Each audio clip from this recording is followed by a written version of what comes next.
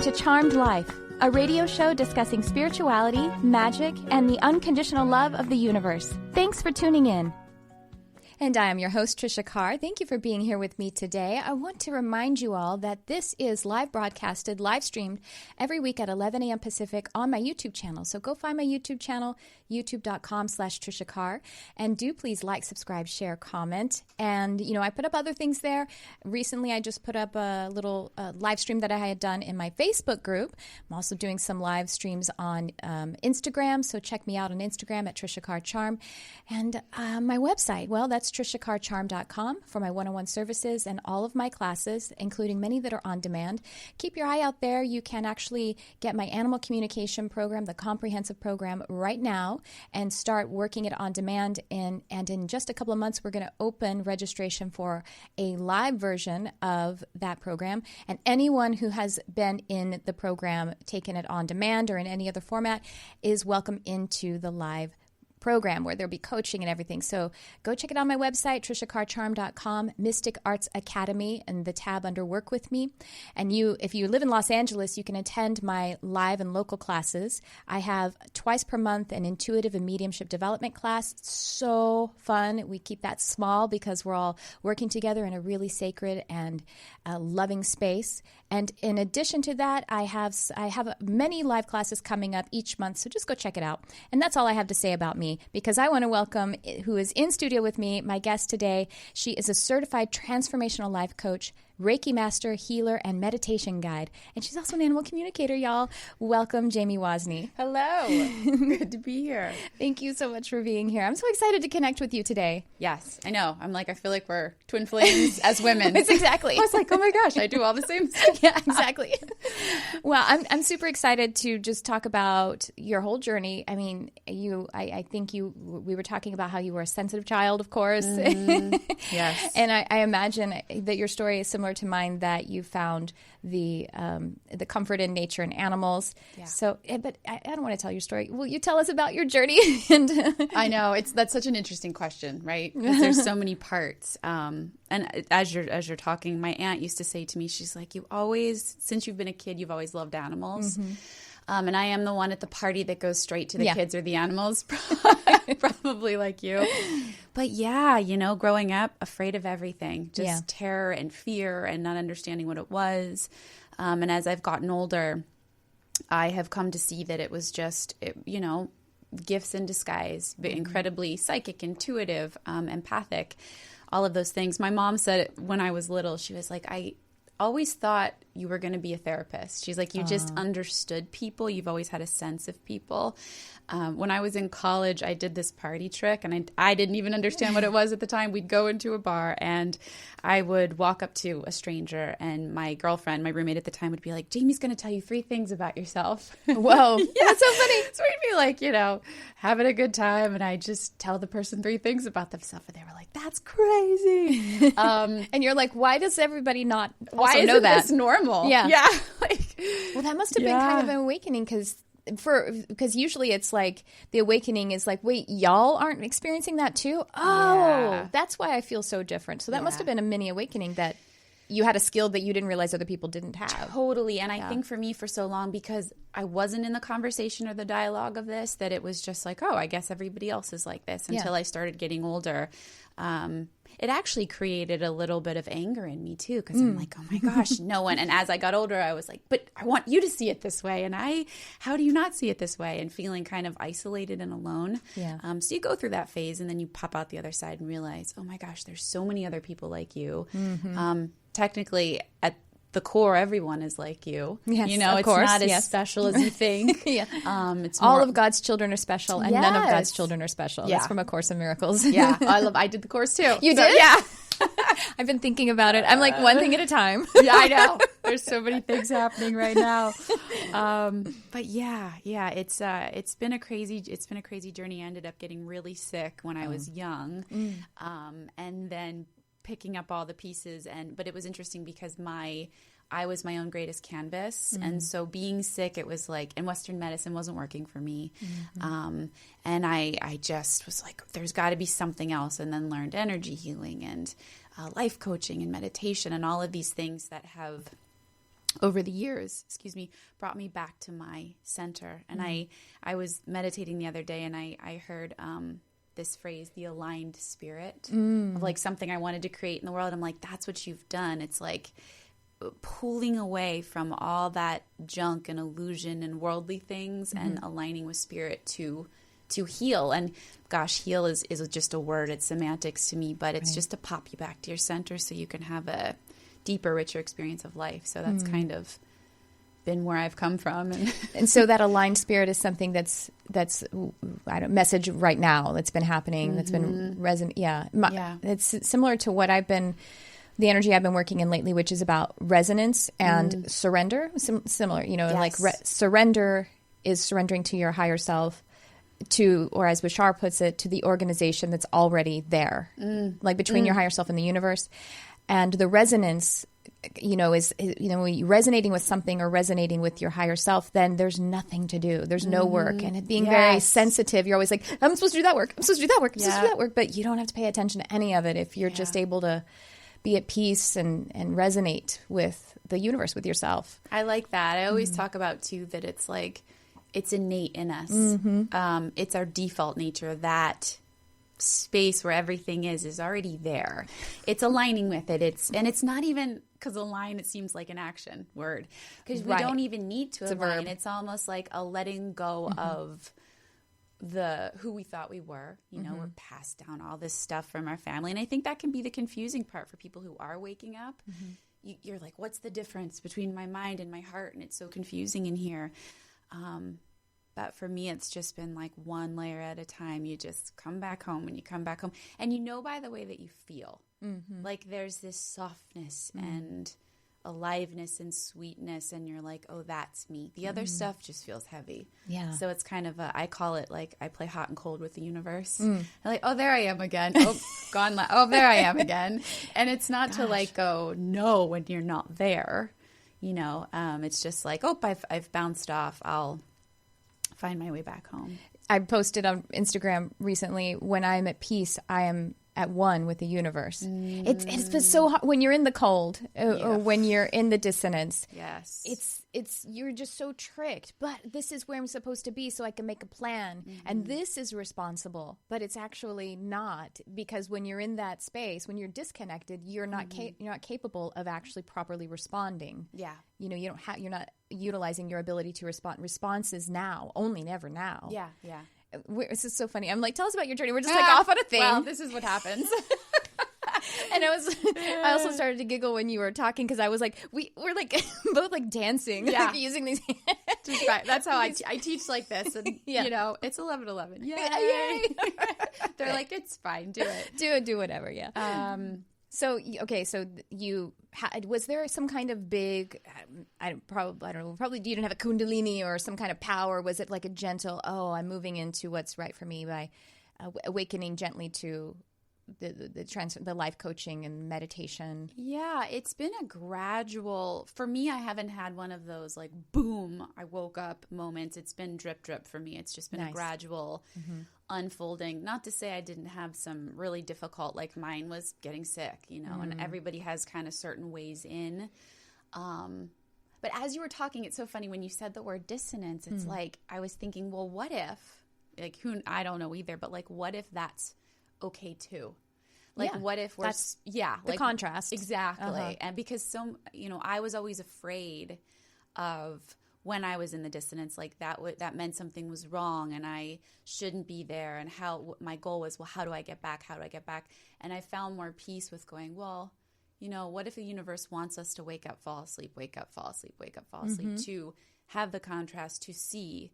So we can have expansion. Yes. And then it's safe. It's like, in those moments, it's not, it's okay. Yeah. Well, in music, dissonance is actually a good thing. It resolves. That's the thing. That dissonance, and so just to clarify, resonance means when two energies actually, it's not even harmonized, because harmonize means two different tones that are creating together.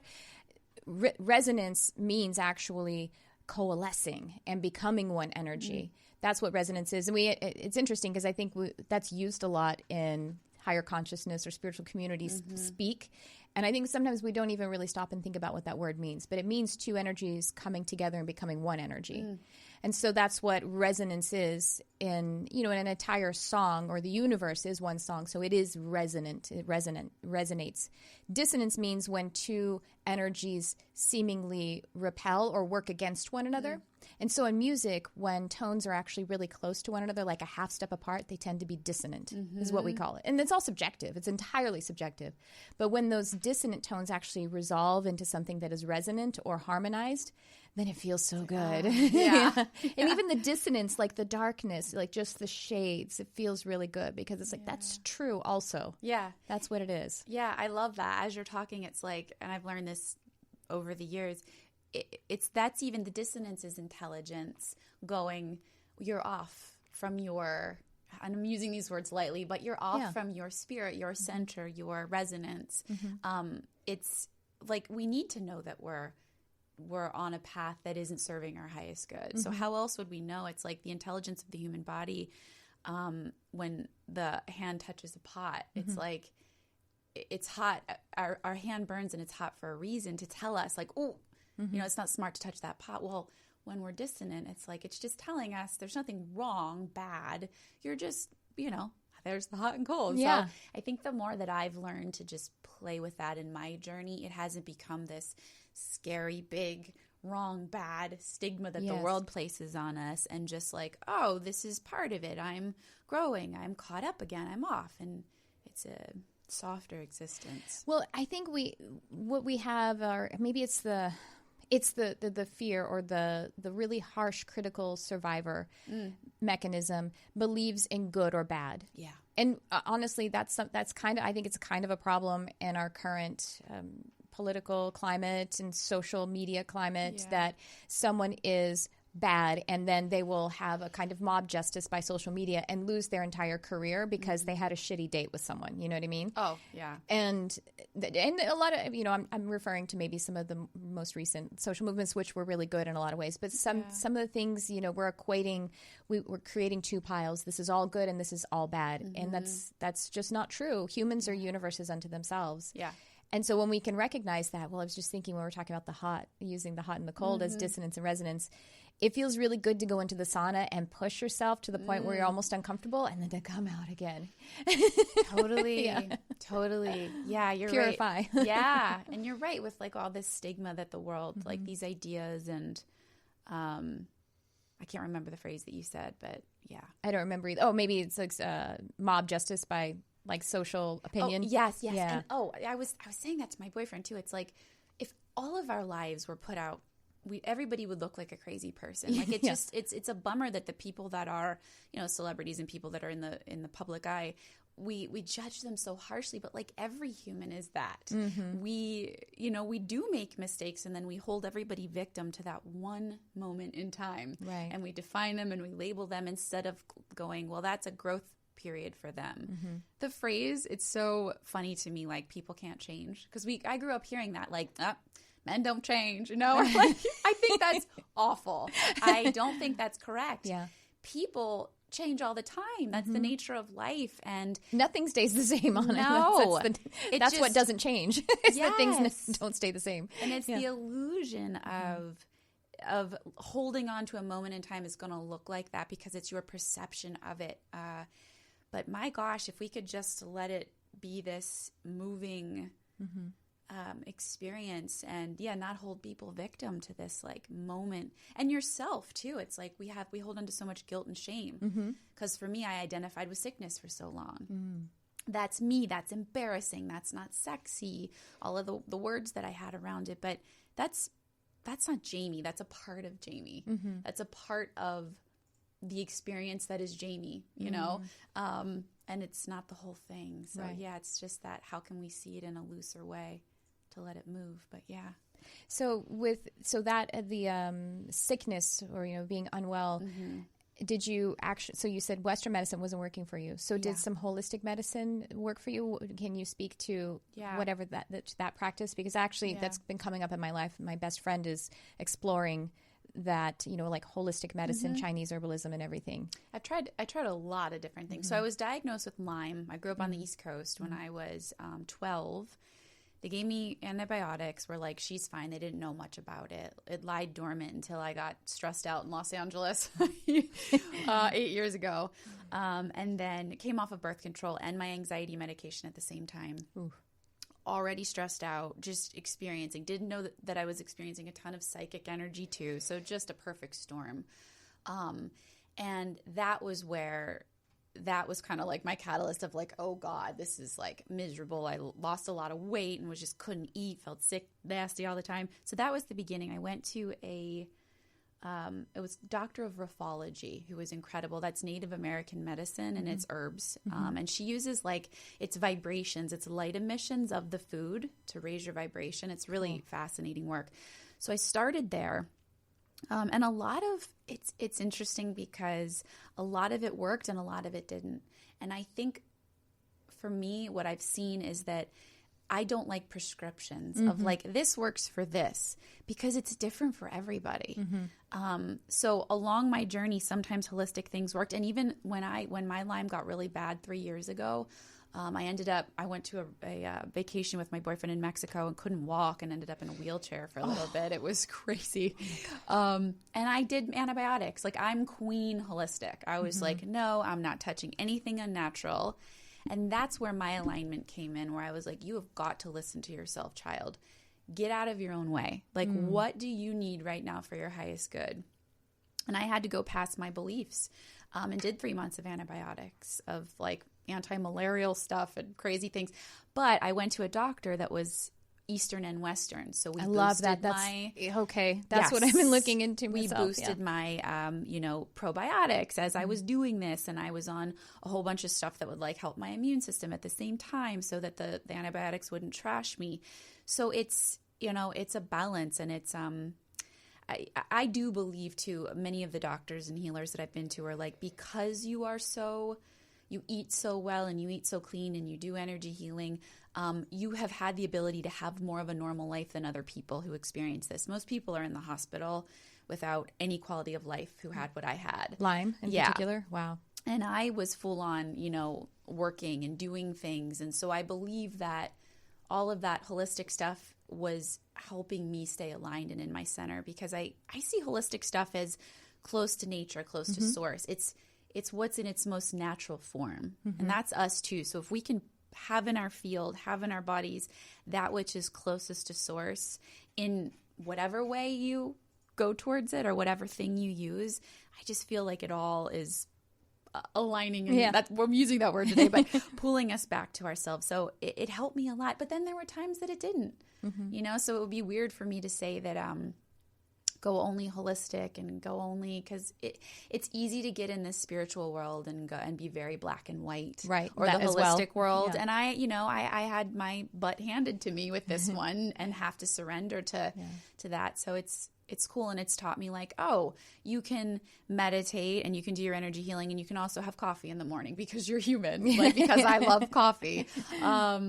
And you pick up the pieces one little bit at a time. You seem to go through that in the sort of spiritual awakening path where you're like, okay, I'm hearing all these people say that coffee is bad, or you know what I mean? And I think a client just asked me last week, was talking about substances using pot or alcohol, which she doesn't use very much, And I was like, look, if you came to me and said, I want to know if it's okay to use heroin or meth. Not all substances are equal. Yeah, exactly. And even though I can't do THC at all, but I would say if you can, that's a very mild one. It's very natural. It's very, as substances are concerned.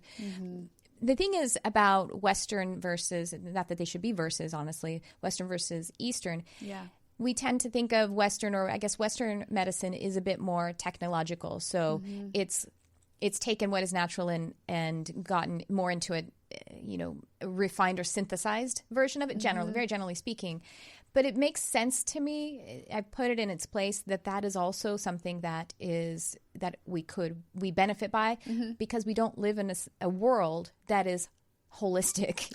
We live in a context with a lot of synthesis. I mean, look at us. We're here on electronic equipment. We have things popped into our ears, and we're online, and there's so much technology around us, and that's great. So that's a part of the human experience as well. So that's why I think the balance is really beneficial. Yeah, and I think the thing that like pains my heart, so if anybody's listening and can relate to this, it's there really is no one way to heal, and you'll hear that. Like that's the thing. You have to tune it out. One of my mentors calls it noise. And it's like, you will get a lot of noise. Our advertising, our commercials, you see it on TV, you see it everywhere. Your friends are going to say, oh, this is the best thing. But if you look, you will find proof of all different modalities, Eastern, Western, this, that worked for everybody. So there we go with the resonance again. Does that tune into yourself? Does, chemotherapy feel right for you, or does natural, medicine feel right for you for your treatment? And then go with what feels resonant with your soul, because it's your journey. And be flexible and adaptable, because that's going to shift from moment to moment as you're saying yes to yourself over and over. Then there are new things. There's always review. Not being stuck with one tool ever. Girl, that has been, when I can share with people, they're like, what's your secret, or what's helped you the most? And I believe it's my openness, my open mind. I don't, I fall victim to it all the time, but I tend to not grip too tightly to things as it's this way or the highway. And even like, I'll start a program and won't finish it or something like that. And instead of going, well, that means I'm bad because I didn't finish it, I was meant to do that first part of this, because that was just that next part of my thing that I was supposed to learn. And, it's that present moment, what's coming through you. And we fall so easily into that. Like, I've got to keep doing it because it worked for me. And it's our brain going, I think this thing made me feel better. So I'm going to attribute it to that. And that's what a brain does. A brain makes correlations and connections. And that's where habits and addictions form. And that's where like patterns and behaviors form. And it's like, if we can just be open to what wants to come through me. And it's challenging. It can cause identity crisis where you're like, I don't know who I am. And I've been used to this thing, and this isn't what I do. And that's not Jamie. And And then there's like death that happens with that. When you're having that, this isn't Jamie, then it's like, well, then that's something that I am, or that I have been. And it's that I am is really what we're talking about. Look, it's tattooed on my arm. Oh. I didn't know. She's wearing long sleeves. Yeah. Well, that's what alignment is. That's what resonance is the I am. Yeah.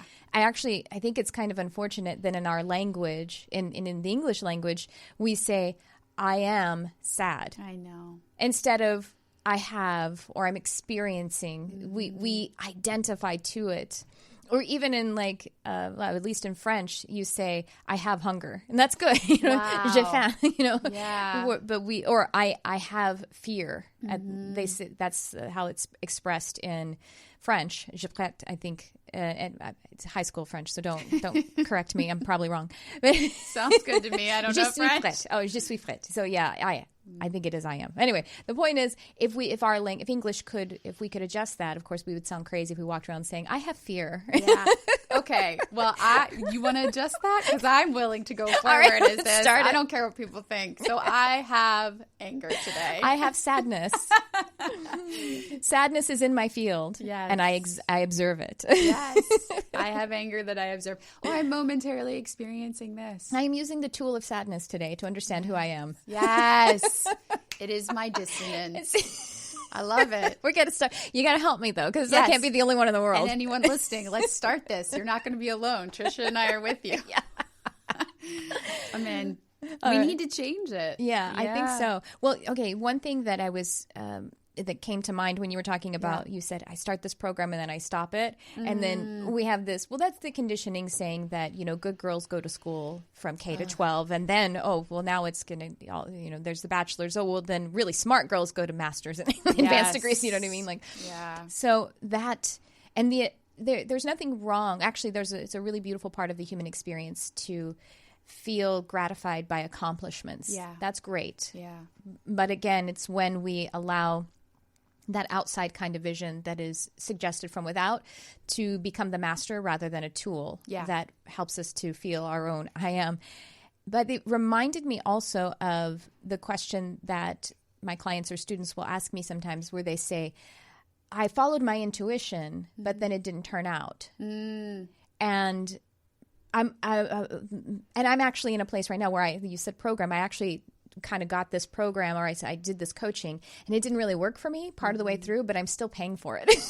And so I'm having to every day like bless the money, be like, I followed my intuition, and today it is aligning. In this moment, I am aligning with my intuition by finding my resonance, and something good will come of this. Yeah. The intuition is in the now. Yes.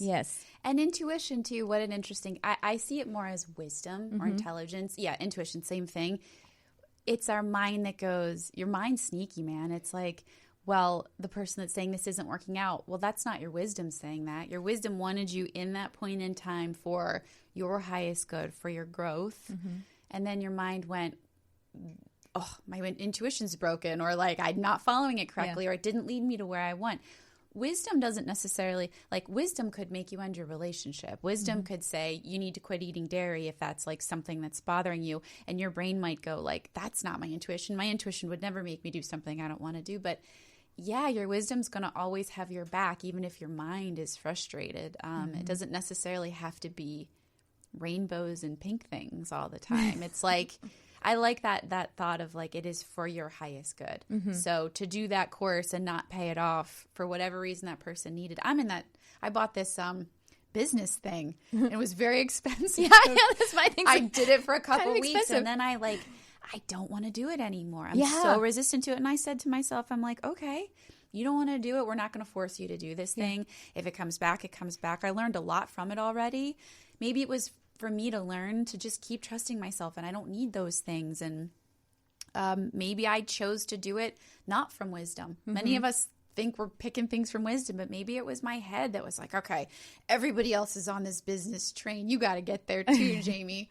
And you know, I'm doing what I want to do and what's resonant to me. So I think they say, I was never in AA, but I think they say in AA, stay in your own lane. And that's coming to me so strong, because it's like, you know, we're on Earth where we have the illusion of separateness, and we look at everyone else's lane, but that's literally like, look at that. That isn't your lane. Like, it's another person. Tend to your own knitting. Do your own journey. Go at your own speed. Have your own experience. That's what it is. Well, you can't really do anything else, because it's actually your soul that creates your path. So you can't mimic someone else's. That's actually, I mean, trying to do something that isn't yours, that's literally misalignment, and it's just suffering then. Yeah. So if you can just go, okay, I'm on Earth with lots of people, but I'm in my own experience, and I'm going to constantly look in, not look out, to what feels right, what's next, who cares if no one else is doing this, well, I spent that money and this doesn't feel right to me anymore. And it's okay, because you can leave it and come back to it. Well, the universe is endlessly abundant anyway. Totally. The earth, I mean, the Gaia is abundance. So who cares? I'm paying $300 a month to something that I didn't use. And if I believe if he's a nice guy. Totally. That person needed your money. That's right. That's what I'm doing. I'm blessing it. Totally. If I ever get like a parking ticket or something, I call it a donation to the city. Like, I made my donation to the city today. How nice of me. Oh, that's funny. I have a friend who was just talking about when you get a parking ticket, pay it now. Go in and write that check. And that's the thing that's so annoying, is you have to like have friggin' checks to $72, man. What's that all? And I used to get so mad at them probably about 3 years ago. Oh, I remember coming in the house, and like, so my father had rage issues, and I'm going to not speak this upon myself. In the past, every now and again, I would let rage. It's so silly. Like, my rage is like taking this thing and going, ah! Yeah. Tricia. But even that felt bad, you know, because I'm such a gentle person. Yes. But I came in with a ticket and screamed at my husband, I'm getting a ticket for parking on my own fucking street, and like slammed the ticket on the ground. Yes. And it didn't feel good. Yeah. It did not help. It manifested that, and the I am of anger became physical with me, even though it was throwing a piece of paper on the ground. But I know. Yeah, that's the parking ticket thing, though. I like that, making a donation to the city. And so it's a way that you redeem something. redeem a choice, and bless something. It will, really everything exists anyway, and all possibilities, all lives, all choices exist in parallel experiences. Yes. So if I choose the parallel experience where this is okay and this is good, then it will align even the timeline behind me where I was negligent as to where my car was parked. I love that. I love that. Two things. First of all, I'm watching the OA right now. Oh, Have really? you seen that? Yeah, I just finished watching the second season. Last night's episode scared me. I was like, You're in the second season? Yeah. Okay. I was like, I don't know if I could finish this. But the parallel universe thing is intriguing to me. So my girlfriend and I used to always say, we would call it, her name is Shar.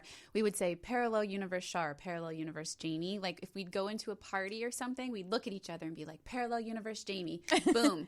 And we'd walk in as our highest aligned self, and magic would happen. It was like, I used to be shy dancing in front of people. I remember one specific instance where we went into a concert. It was this like spiritual music, and we were dancing, and I said parallel universe Jamie before I walked in, and I was just this free spirit. I was like having fun. I wasn't shy. I didn't care what people thought. And it's weird. It's a choice. And it was like almost just saying that. It's like I tuned into who I know I am before everything I learned. Wow. So yeah, you could just roll with parallel universe version and just pop it on. Well, that's what, I think that's what meditation and prayer are for me too. And it can be those portals to that's what meditation does, gets you in contact with your true essence, or the true essence of the universe. That's the same stuff. Yeah. Yeah, totally. Yeah. And so prayer, before we start the show, I say a prayer or an invocation. I love that. And because I'm in here and I, didn't even put my shoes on or my lips or anything. Throwing things. Yeah. I do. Kurt, the producer, Kurt, remember when I had a task that Kurt now takes over for me where I would actually share something on my phone or my iPad. It was my phone and my iPad, but now Kurt does it for me. And I would take them when I was done, and I would like throw them aside, and my guest would always be like, "Whoa." I remember that. Yeah, that's good. Like, I'm done with this. And I'd be like, "It's okay." That's good. Letting it out though. Well, part of it was like in case they go off, like getting way out of the way. Yeah. Anyway. So the work that you do, you do life coaching, you do animal communication, you do readings, one-on-one sessions and stuff like that. Tell us about all of the stuff that you do. It's cool. So I do a lot of different things, and I tried recently to be like, okay, what's the through line for all that you do? And really it's to connect people to the formless to heal in all the variety of ways, because again, it's like we're so just see the form. That's all we see. And there's so much more to that. I've just had this ability since I was little to believe in magic and portals and parallel universes and spaces in between, and hope and all of those things. So what I do, I work with animals, which again, that's like really got to look past what you see. And you understand that too, doing the same thing. So I communicate with animals psychically. I do one-on-one work with people, life coaching. My life coaching isn't like the goal setting life coaching. It's very much understanding the nature of yourself as a human, and understanding the nature of thought, that it moves, that it's transient, that it's not who you are. So I really help people understand who they are beyond thought and plug them back into that space and set them off from that place. This one book I read when I was doing my life coaching training said, if Jesus was your client, would you give Jesus the tools to like walk on water and do miracles, or would you just remind him that he's Jesus? Right? And then he can go forth and do whatever he wants to do in the world. So that's what I do in the coaching. It's like, how can we find who you are and set you off as that, which is really beautiful and something I love to do. And then I'm a meditation teacher as well. I work at a bunch of different corporations and at a meditation center. And I do a lot of talks. So just these conversations, and get out there that like you're so much more than what you see, and healing is possible, and just all of these amazing spiritual principles. So one-on-one groups. I've been doing retreats, which has been fun, workshops. And I have this who knows? So this is an interesting thing that's coming into my reality right now. I really want to do some more work with the animal world because it's something I have never advertised. I have never just put out there anything with the animal stuff, and it has been the easiest flow. I've had such great impact, miracle stories with these animals, their whole lives 180ing, and then their owners' lives. It's such an amazing, they heal, the owner heals. It's so much more than just the animal. Really wanting to open up an animal sanctuary. We have one in Los Angeles, and it's in Idlewild. It's an hour and a half from LA. And we have a ton of rescue groups, but there's no outdoor where dogs can just run free in nature situation. And when my last dog passed, I was like, I want to make that. So here's me with like Jamie doing all her things, and then this new idea like blasts through my system. But who knows where life will take me, and if it's in that direction or a group of things. But yeah, I mean, I just love working with people to see the deeper parts of life that we miss when we're just like, oh, I'm a human, I have a 9 to 5, I get married, I retire, I die. Oh my God, it's so much more than that, like so much more than that. And animals are such, they're spiritual teachers naturally because they're natural, and nature is spirit, spirit is nature, as above so below. And what's so amazing about animals is that they have a tendency, they can heal so quickly. Like as I know you experienced a million times, sometimes just hearing the story of their trauma, they're boom, like that. It's all over. It shows up physically, shows up behaviorally.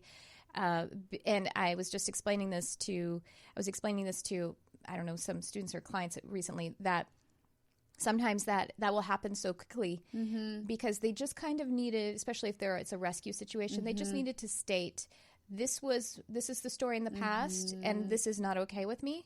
And when the humans, like their new human family, feels it and understands and has compassion, then they're like, oh, good, okay, you get it. Wow. And they're just done. Wow. Right? We just want, my gosh, all of us, we just want to be heard. We just want to be seen. We just want to, no judgment. We just want to be with. Yeah. You're right. A lot of what I deal with most of my clients is confusion energy comes up. Yeah. And I just say to the owners a lot, like, your animal's just confused, because talk to them like you'd be explaining something to a 4 or 5-year-old kid. Like, Get not clear. Talk down to them, but get clear. Yeah. Don't take out all the BS. You know, we speak in affirmative language rather than negating language. Like, don't be scared. You know, that kind of stuff. Yeah. Even if you said that to you say that to a full grown person. And it's like the message there is not really very supportive, honestly. No, never. Yeah. So clearing up the confusion of like, this is what's happening, and this is what happened to you. And they're like, I'm on the phone with them. I can feel into their energy. And the second I explain something to them, it's like this, oh, thanks. Yeah. I get it now. And their behaviors just calm down. So, for people and animals, like, to be with, to be present, to see. Yeah. And then the energy can move. Yeah. Do you do with animals? So you do one-on-one sessions. Are you doing things with groups, or, you know what I mean? Are you working with sanctuaries and have you Groups with animals? I guess, or maybe sanctuaries or rescues and stuff like that, where there's a lot of, people and or animals. So I've been doing trainings, group training. Okay. So like I'll teach a group of people to do the animal communication and we'll work together. But no, I mean, that's a really cool idea. I used to just do one-on-one volunteer stuff with organizations and fostering and things like that. And my boyfriend and I went into a kill shelter about a month ago, and I brought Reiki into the animals and just held space for them and things like that. But yeah, looking into working with Sanctuary, and maybe, so another dream of mine, this is all just coming out on the air. When I create the animal sanctuary, I would love to have it be on a space that's like a farm where I can hold retreats there. So people come, because there's something about being in nature, being detached from your life, being around the animals, and we can have that experience, a deeper experience. Because I work with people, because we all lead, abundant lives. I don't like the word busy. I do most of my stuff. Abundant with activity, because that's the truth, right? I do most of my stuff on the phone or on Skype or on Zoom, because that way I can, be in my own space and fill it with more clients and things like that. But, you know, at the end of the day, like, I think what would bring more happiness to my soul, their soul, the animal's soul, is to just that would be something I would want to do. And you're welcome to it. You have an official invitation. I'm creating a commune. Amazing. Well, partly also because I have animals right in my family that don't travel. So I have cats and birds. And so it's really hard for me to travel because however well cared for they are, my body aches because I'm separated from them physically. Yeah. And so it's your family. Yeah. So I'm going to create the space where, and it would be I would be more relaxed. My poor husband never gets to take me away because if it were like they get to stay there and my family who live in another structure with their animals can come and take care of them, and nothing's What's your really vision? changing. Is it like a space in LA? Is it inside, outside? Like, what does the commune look like to you? Agora Hills Got it. Because it's close enough to LA and there's a lot of horse property there, and I just have an affinity for it. My husband and I actually met in that area. Aww. Yeah, and so there is it's a kind of a small sanctuary, sort of a sanctuary that we looked at moving to. And the person who owned it, what's it called? Have a Heart Sanctuary. I don't know if it's still there or not. It's been it's been like a year and a half since we went and looked at it. But she had a decent amount of property. And there were a few dogs that were rescued. They were mostly small. I think they were mostly Chihuahuas. One of them peed on me. That was fun. You needed just to clear up some confusion. he claimed me. He's like, see you. I like this chick. She's mine. Stand away. So, but yeah, you know, where there could be many structures, and then I would have, of course, a studio there so that we could teach and do podcasts and stuff. Yes. But yeah, enough property so that we could take in horses and some larger animals and different kinds of farm and also domesticated animals. Yeah. And then, of course, everyone's animal families. Totally. I mean, what spurred this whole thing, too, you could probably relate. When I went to the kill shelter, I was like, how is this even a thing? Like, how are we... It just seemed so not right and backwards to me that we could just kill dogs because they're older or sicker and we don't have space for them. I know. And so I was just like, there needs to be, and there's a lot, obviously. There's a lot of layers. There's the education of the neutering and spaying and, backyard breeders obviously is a wonderful thing. Go and always adopt. There's, oh my gosh, my dog is an angel and we got him from a kill shelter. My last dog was an angel and we got him from a kill shelter. Yeah. But just really wanting, like, where I was the mom to all these animals and they wouldn't know they didn't have... they wouldn't know they were in a shelter. That's why it's like a sanctuary and they can have this open space to run. And if they're sick, they have their own little badass open space, with a vet and, cause they're sitting in their poop and pee on this cold surface. And it's just, I know. So I don't know if anyone's listening that is thinking about an animal, like there are angels and kill shelters and you got to be patient with them at first. Explain to them their trauma, as you say, and give them some time to come out of their shell. But so their fields have to heal and readjust, and they have to learn. I mean, because especially the domesticated animals who are biologically domesticated, cats and dogs, they are not animals that truly can live in the wild because they aren't wild anymore. They're domesticated like we are. So cats that are feral and living. I mean, and the other thing, we don't really have like I was saying, at least where we live, this isn't nature. So a cat that's just on the street that was born and lives, that they don't know how to live there because of the biological predisposition that we've imposed upon them to be domesticated, as well as the fact that there isn't actual nature around. There are streets and cars and structures, and that's not nature. Yeah. And dogs are the same. We don't see it as much in the United States, feral dogs. But if you go like to Mexico, because they don't have the same kind of animal control facility or agency that we have. And so they we are their guardians. We just are physically. Yeah. Spiritually, they are much more well equipped to be our guardians. Yeah. But physically, because we have asked them to adapt their bodies and their minds to our world, we are responsible for them. Yeah.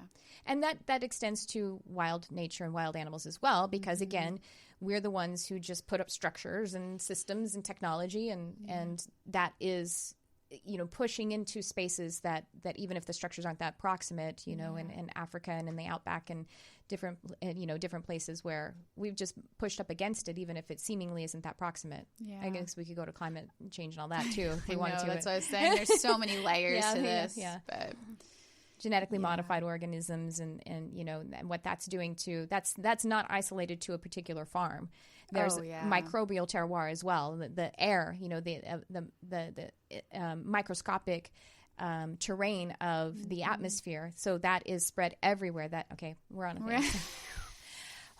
Jamie got me going. Love and light to the animal world. And the nature world as well. Do you communicate with nature, like trees and butterflies? Who does is my mom. Oh, okay. I do too. My mom has such a connection to the trees. It's incredible. And nature, that's when she comes to visit. If I don't notice the beauty around me, it's like having her with me. It's like, oh, look at these beautiful flowers. And isn't that a majestic tree? And she'll be the one that will walk under a tree and just look at me. And I'm like, here she goes. She'll just look at me with this beautiful smile and she'll start crying and I'll know she feels the energy. She's a lot stronger at that than I am. I don't know if she'd think that because she's always like, well, you're the one that knows all these things. But no, she is a very strong connection to nature. I'm sure I could tune in. It's just something I feel the energy of. But, animals and people are kind of what I've just been tuning into and feeling. And then also learning, I think I know we're getting closer to the end, but just to say too, what's helped me heal and get back to the center is just tuning into myself. And I mean self with a capital S, not self like human Jamie. And yes, there's aspects of that, but my energy, my space, my connection to source, within and without. So nature, anything, and I know I alluded to this in the beginning, and it's hard to put words on these things, but we do our best, right? It's like anything in its most natural form. So food, medicine, feelings, connection, hot and cold with the universe, and feel your way back to simplicity before the storm, before the excess fat layer. That's where your healing comes. And again, healing, that's a word. It doesn't need to look a certain way. Yours could be forgiving somebody, or it could be starting to eat more fruit, or it could be starting to play more, or it could be taking the antibiotics because it's a lesson in, self-love, and that's what you need right now. It's just finding your way back home, and that's tuning in and going forward one step at a time, and that's where the magic is. And tuning in is tuning into the feelings when the feeling state is good. Yeah.